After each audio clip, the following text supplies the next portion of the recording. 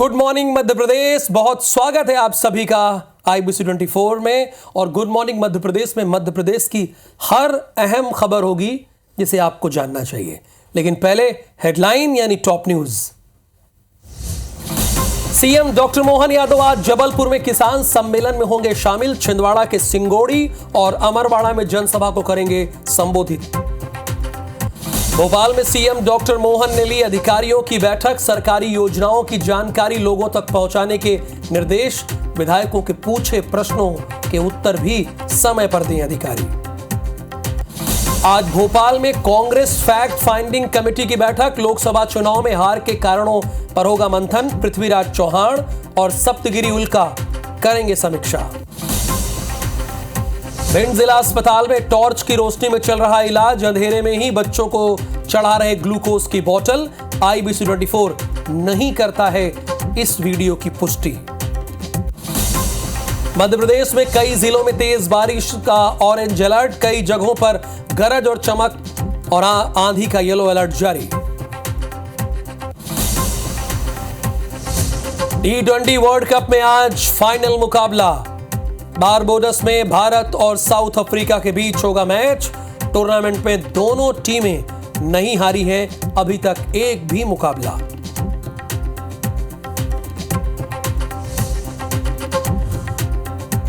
प्रायोजक हैं राजयोग पेंट। खुशियां आपकी, रंग हमारे।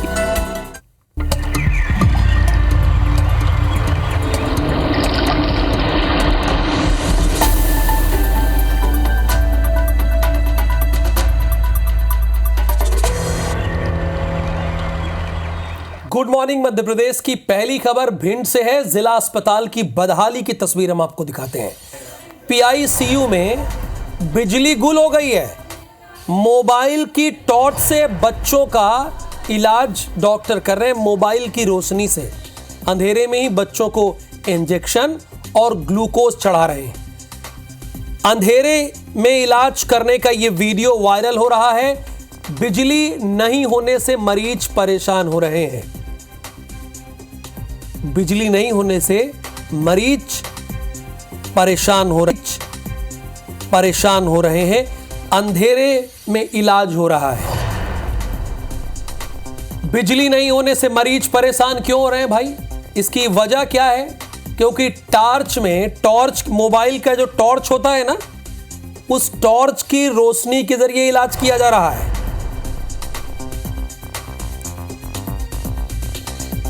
जिला अस्पताल की बदहाली की ये तस्वीरें देखिए। ये जिला हॉस्पिटल का वार्ड है। ये PICU की तस्वीर है जहां पर बिजली गुल है और मोबाइल की टॉर्च से बच्चों का इलाज किया जा रहा है। अंधेरे में ही बच्चों को इंजेक्शन और ग्लूकोज चढ़ा रहे हैं। देखिए, इसमें एक बात तो है कि डॉक्टर और नर्स ये अपना काम कर रहे हैं ईमानदारी से, क्योंकि लाइट नहीं है। उनकी क्या गलती है भाई? डॉक्टर की क्या गलती है? उनका काम है मरीज का इलाज करना। तो डॉक्टर और नर्स काम कर रहे हैं, लेकिन CMHO कहाँ है? सवाल तो मेरा सीधा उनसे है कि CMHO कहाँ है? ये लाइट गुल क्यों है? और बिजली विभाग कहाँ है? ये लाइट कैसे गुल है भाई?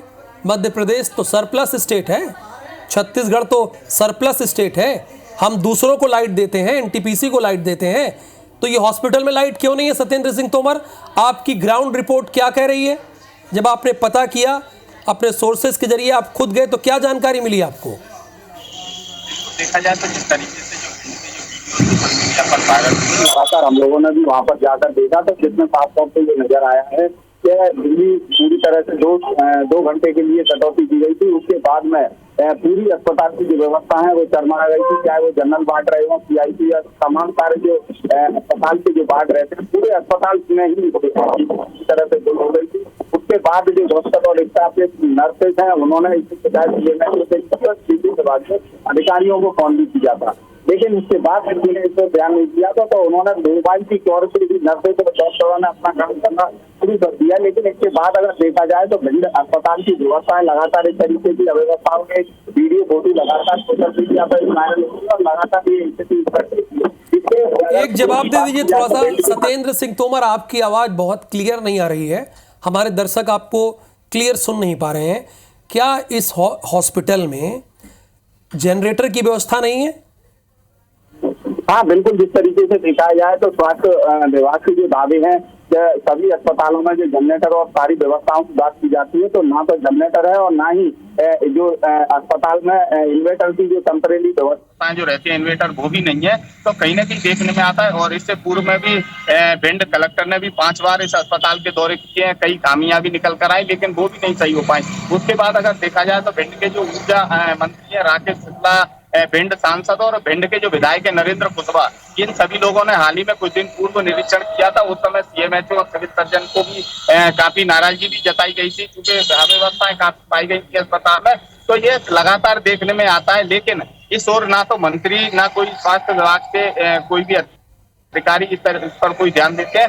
कलेक्टर के निरीक्षण की बिल्कुल जो लगातार निरीक्षण कागजों में हुए, ये बड़ी हैरानी की बात है कि भिंड का जिला हॉस्पिटल है लेकिन भिंड के जिला हॉस्पिटल में बिजली गुल है और 1 घंटे नहीं 2 घंटे से डॉक्टर अच्छा काम कर रहे हैं, नर्स अच्छा काम कर रहे हैं। अब बेचारे क्या करें, मोबाइल के जरिए इलाज करेंगे, उनका काम है इलाज करने का। लेकिन सीएमएचओ साहब जनरेटर क्यों नहीं है, और जनरेटर है तो वो ऑन क्यों नहीं है, इसका जवाब तो आपको देना पड़ेगा। और इस जवाब देना पड़ेगा प्रमुख सचिव स्वास्थ्य को भी। वो ऐसा नहीं कि भोपाल में बैठ गए उनको जवाब नहीं देना पड़ेगा, उनको भी जवाब देना पड़ेगा। फिलहाल सत्येंद्र सिंह तोमर, आपका बहुत शुक्रिया इस पूरी इंफॉर्मेशन के लिए। आपने बताया मध्य प्रदेश को कि भिंड का जिला हॉस्पिटल कैसे चल रहा है, ये बताना जरूरी है। अब आपको कुछ तस्वीरें दिखाते हैं जो प्रशासन और सरकार के दावों की पोल खोल रही हैं, प्रशासन के भी और सरकार के दावों की पोल, और ये बता रही हैं कि किस तरह से मध्य प्रदेश की स्वास्थ्य सेवाएं दम तोड़ रही हैं। आजादी के 75 साल बाद भी ये तस्वीरें कई सवाल पूछ रही हैं सरकार से भी, विभागों से भी और जिम्मेदार अधिकारियों से भी, जो एसी कमरे में बैठकर एसी कार से आते जाते हैं, प्लान बनाते हैं और करते क्या हैं। रिपोर्ट देखिए आप। ये 3 तस्वीरें बता रही है कि मध्य प्रदेश की स्वास्थ्य सेवाएं ठेले और खटिए पर है। मध्य प्रदेश में एक ही दिन स्वास्थ्य सेवाओं की पोल खोलती 3 तस्वीर सामने आई है। पहली तस्वीर पन्ना की, दूसरी बुरहानपुर की और तीसरी कटनी की है।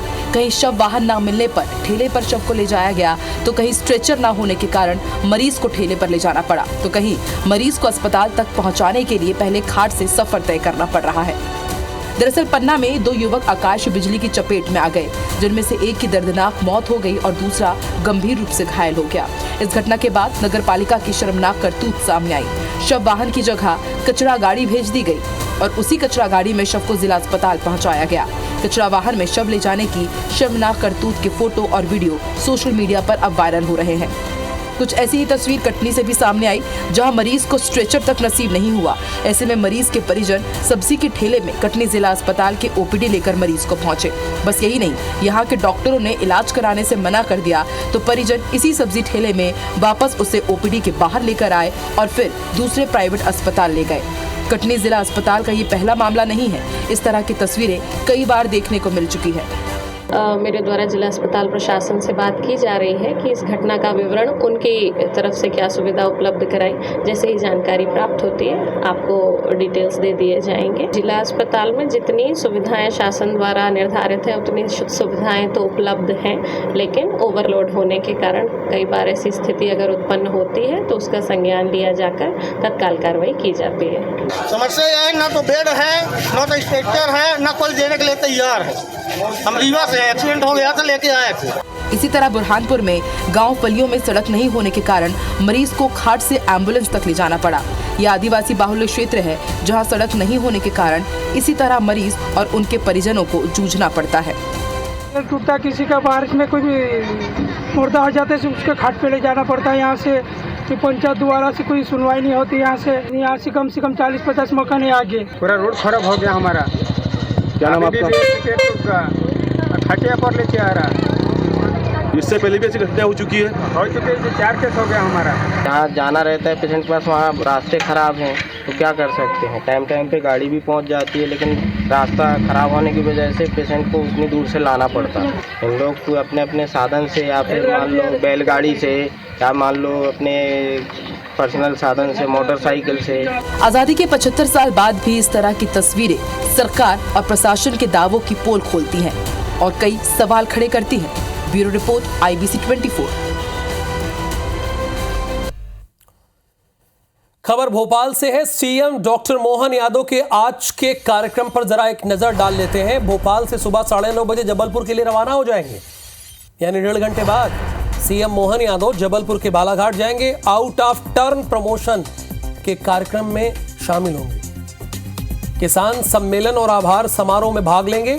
दोपहर 1:15 पर बालाघाट से छिंदवाड़ा पहुंचेंगे। छिंदवाड़ा के सिंगोड़ी में जनसभा को संबोधित करेंगे। दोपहर 3:20 पर अमरवाड़ा में जनसभा को संबोधित करेंगे। चूंकि वहां पर उपचुनाव है और ये बीजेपी के लिए चुनाव जो है वो नाक का चुनाव है, क्योंकि विधानसभा में कोई फर्क नहीं पड़ने वाला है। एक सीट चाहे कांग्रेस जीत ले चाहे भारतीय जनता पार्टी, और ना ही राज्यसभा की सीट में कोई फर्क पड़ जाएगा। आपको पता है कि राज्यसभा सीट में विधायक ही वोट करते हैं, कुछ नहीं फर्क पड़ने वाला है उसमें भी। लेकिन कांग्रेस के लिए भी ये नाक का सवाल है और बीजेपी के लिए क्यों? अभी छिंदवाड़ा जीत कर आई है, लोग कहेंगे अरे यहाँ तो छिंदवाड़ा में ही अमरवाड़ा पड़ती है, ये तो कांग्रेस जीत गई। और कांग्रेस कहेगी कि लोकसभा तो चली गई, कम से कम इसे बचा लिया जाए। तो ये दोनों राजनीतिक दलों में अपनी तरफ से गुत्थम गुत्थी चल रही है। खबर भोपाल से है। सीएम डॉक्टर मोहन यादव ने समीक्षा बैठक की। बैठक में मुख्यमंत्री ने अधिकारियों को निर्देश दिए, सरकार की उपलब्धि और योजनाओं की जानकारी लोगों तक पहुंचाएं। विधानसभा सत्र की तैयारियों की भी जानकारी ली है। विधायकों के पूछे गए प्रश्न के उत्तर समय पर दें।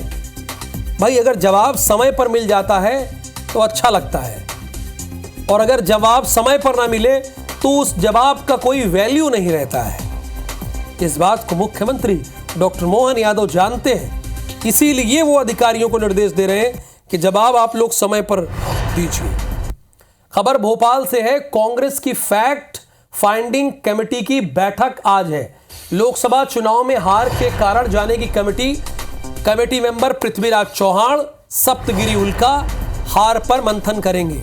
कमेटी पूछेगी ये कि लोकसभा चुनाव में हार कैसे हो गई, ये हार हुई कैसे, ये कमेटी पूछेगी।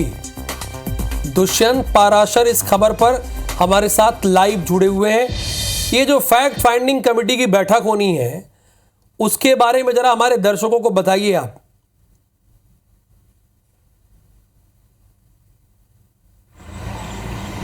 बिल्कुल, देखिए राहुल, फैक्ट फाइंडिंग कमेटी की बैठक आज आहूत की गई है। सुबह 11 बजे से प्रदेश कांग्रेस कार्यालय में इस बैठक आयोजित की गई है।